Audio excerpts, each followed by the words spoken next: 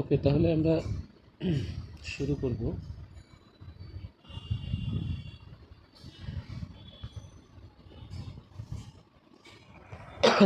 হ্যাঁ, যেটা বলছিলাম যে রাজাদের বাড়িগুলোর ভিতরের কারুকাজগুলো এবং তার আশেপাশের এইগুলো খুবই চমৎকার। যেমন এখানে ফুল, সবুজ গাছ, ফলের আপেল, পিচ, নাশপাতি, বাদাম ইত্যাদি তারা রোপণ করে রেখেছে, যাতে আকর্ষণীয় হয় এবং তারা এই জিনিসটা দেখতে তাদের কাছে খুব ভালো লাগে।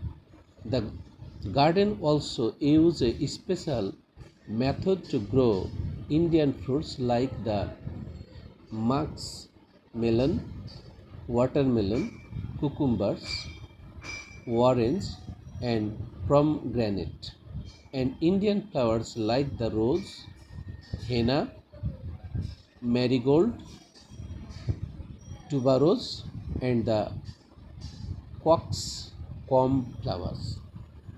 তাহলে বাগানটিতে ভারতীয় ফলমূল যেমন বাঙ্গি, তরমুজ, শসা, কমলা ও ডালিম এবং ভারতীয় ফুল যেমন গোলাপ, হাসনাহেনা, গাঁদা, রজনীগন্ধা ও মোরগ ফুল জন্মানোর জন্য বিশেষ পদ্ধতি ব্যবহার করে।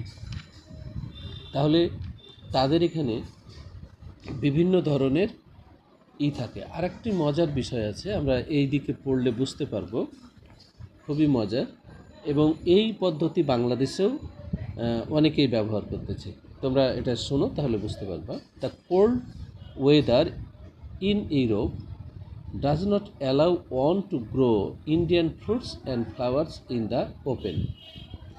ইউরোপে ঠান্ডা আবহাওয়া উন্মুক্ত স্থানে ভারতীয় ফলমূল ও ফুল উৎপাদন করতে দেয় না। তাহলে কিভাবে হয়? Special kind of house is constructed for the purpose. এই উদ্দেশ্যে এক বিশেষ ধরনের ঘর নির্মাণ করা হয় বিশেষ পদ্ধতিতে। 3 sides of which are of brick, while the fourth, which face south, is made of glass plates that keep out of cold air but let in the sun's rays. কি চমৎকার! তাহলে এই উদ্দেশ্যে এক বিশেষ ধরনের ঘর নির্মাণ করা হয় যেটি 3 দিক ইট নির্মিত। ভালো করে বুঝো, 3 দিক ইট নির্মিত। চতুর্থ দিক সেটার দক্ষিণমুখী কাঁচের প্লেট দিয়ে তৈরি, যা ঠান্ডা বাতাসকে প্রতিহত করে কিন্তু সূর্যালোক প্রবেশ করতে দেয়। তাহলে যে ফসলগুলো তোমার শীতপ্রধান দেশে হবে না, আমাদের মতো গরম দেশে হয়, সেগুলোকে গরম রাখার জন্য 3 দিকে ইট দিয়ে ঘর তৈরি করেছে আর একদিকে কাঁচ দিয়ে তৈরি করেছে, যাতে ঠান্ডাটা প্রবেশ করতে না পারে, এবং ভিতরে তারা আগুন জ্বালিয়ে রাখে যাতে গরম হয়, ঘরটা গরম হয়। আবার শীতকালে হয় কি, শীতকালে তারা করে কি, ওই ইটা খুলে দেয়, রোদ যাতে প্রবেশ করতে পারে এবং ঠান্ডাটা যাতে রিমুভ হয়। এইভাবে তারা গরমকালের শস্য উৎপাদন করে, বিভিন্ন ফলমূল তারা উৎপাদন করে থাকে। আমাদের দেশে হ্যাঁ, লিসেন টু মি প্লিজ। আমাদের দেশে হয় কি, শীতকালে আমরা যে ফসলগুলো পাই, গরমকালেও অনেক সময় ফসলগুলো পাই, কৃত্রিম পদ্ধতিতে উৎপাদন করে। অনেকে ঘর নির্মাণ করে এমনি বিভিন্ন বেড়া দিয়ে, এবং সেই জায়গাটাতে পানি দিয়ে তারা ওটাকে ঠান্ডা করে শীতকালের কিছু কিছু ফসল আমরা পেয়ে থাকি, যেমন tomato. In the cold season, কেউ কথা বলো না, রেকর্ড হয়ে যাবে। In the cold season, stoves are lit in the house for meat and fruit, and flower seeds are sown in through fields with mound. এখানে আরেকটি বিষয় হলো, শীতকালে ঘরের ভেতর তাপের জন্য চুলা জ্বালিয়ে রাখা হয় এবং মাটিপূর্ণ খোলা পাত্রে ফল ও ফুলের বীজ লাগানো হয়। The heats of the stoves and the warmth of the sunlight combine to aid the growth of Indian plants. তাহলে মশালের তাপ ও সূর্যালোকের উষ্ণতা ভারতীয় উদ্ভিদ জন্মানোর জন্য একত্রিত করা হয়। European gardens grow eastern fruits in the manner and make a very good profit. European বাগানগুলো এই পদ্ধতিতে প্রাচ্যের ফলমূল উৎপাদন করে এবং খুব ভালো লাভ করে।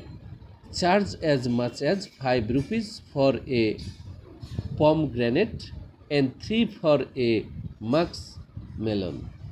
একটি ডালিমের 5 রুপি এবং একটি বাঙ্গি 3 রুপিতে বিক্রি করে। তাহলে এখানে একটা বিষয় আছে, শিক্ষণীয় বিষয়। এটা আমাদের দেশের অনেক কৃষক শিখে ফেলেছে, অনেক ব্যবসায়ী শিখে ফেলেছে যে শীতকালে আমরা গরমের ফসল কিভাবে উৎপন্ন করব এবং গরমকালে কিভাবে শীতের ফসল উৎপন্ন করব। এটি খুবই চমৎকার। এই বই থেকে আমরা কিন্তু অনেক কিছু শিখতে পারি।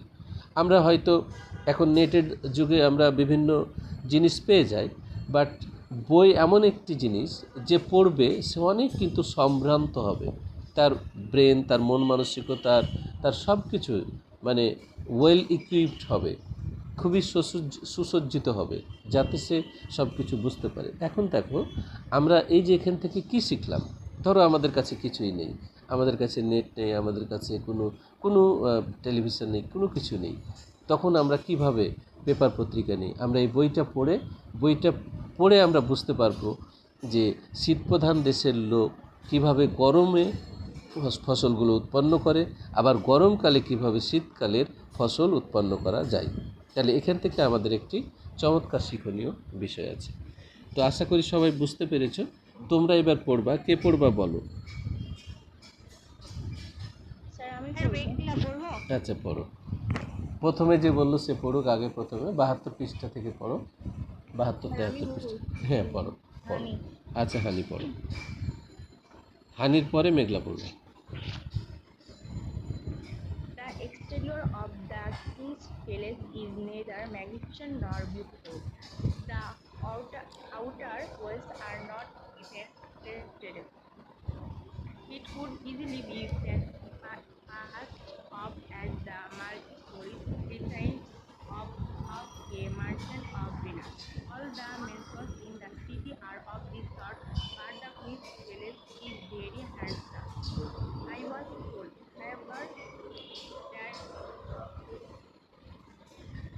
interior of the king's palace is very elegant and that the suites of rooms and the chambers of the monks and villagers present attractive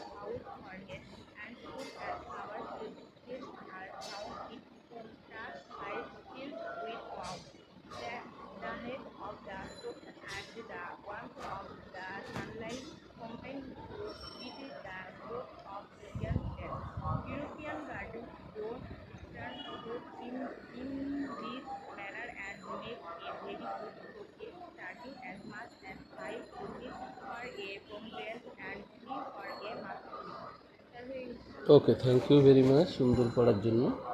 তোমরা সুন্দর করে পড়বা, তাহলে বিশেষ করে রিডিংটা সুন্দর করে পড়লে সুবিধা হবে। বাংলা লেখা আছে সেটা দেখে নিও, বাট রিডিংটা সুন্দর করে পড়বা। এবার মেঘলা পড়বা।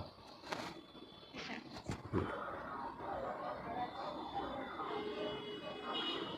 The exterior of the palace is neither magnificent nor beautiful. রাজমহলের বহিরাংশ না চমৎকার, না বহিরাংশ চমৎকার, না মন কাড়া। The outer walls are not even plastered. বাহিরের দেওয়ালগুলো এমনকি আস্তর করাও নয়। It could easily be passed off as the multi-storied residence of merchants of Berners. এটা খুব সহজে বেনারসের কোনো ব্যবসায়ীর বাসস্থান বলে সহজে চালিয়ে দেওয়া যাবে। All the mansions in the city are of this sort, but the queen's place is very handsome. শহরের সব অট্টালিকাই এ ধরনের, কিন্তু রানীদের বাসা খুবই সুন্দর। I was told how the king place is very elegant and that the sweetest of rooms and chambers of the harps are painted and exquisite furnishings. বলা হয়েছিল রাজপ্রাসাদের ভেতরটা খুবই সুন্দর। অন্দরমহলের কক্ষ কামরাগুলো আকর্ষণীয়, তামার কারুকাজ খচিত। The King's Garden, which is outside the city, is very old. রাজ উদ্যান, যেটি শহরের বাইরে অবস্থিত, খুবই পুরাতন। It has placed walks, lawns, and neatly arranged beds of various shapes, triangle, square, hexagons, and outlines. এতে রয়েছে মনোরম পায়ে চলার পথ, রোড, বিভিন্ন আকৃতির ত্রিভুজ, বর্গ, সড়ক ও অষ্টভুজ সজ্জিত। These are planted with varieties of flowers, green plants, and fruit trees such as the apple, gooseberry, peach, pear, filbert, etc. এগুলো আবার বিভিন্ন ধরনের ফুল, সবুজ গাছ ও ফলের গাছ যেমন আপেল, ঐশীলতা, বীজ, নাশপাতি, বাদাম ইত্যাদি রোপণ করা হয়েছে। The garden also uses a special method to grow Indian fruits like the mossmelon, watermelon, cucumber, orange, and pomegranate, and the Indian flowers like the rose, henna, marigold, tuberose, and the camphor. বাগানে কিছু ভারতীয় ফলমূল যেমন বাঙ্গি, তরমুজ, শসা, কমলা ও ডালিম। ভারতীয়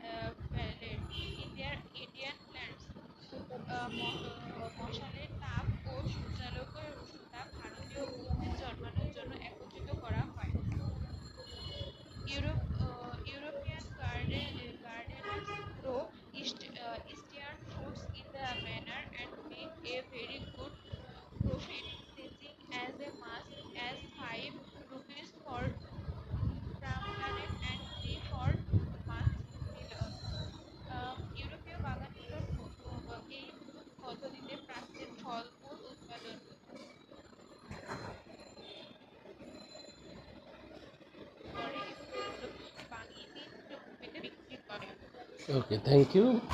খুবই সুন্দর হয়েছে। হ্যাঁ, থ্যাংক ইউ ভেরি মাচ, খুব ভালো হয়েছে। এবার কেউ পড়বা?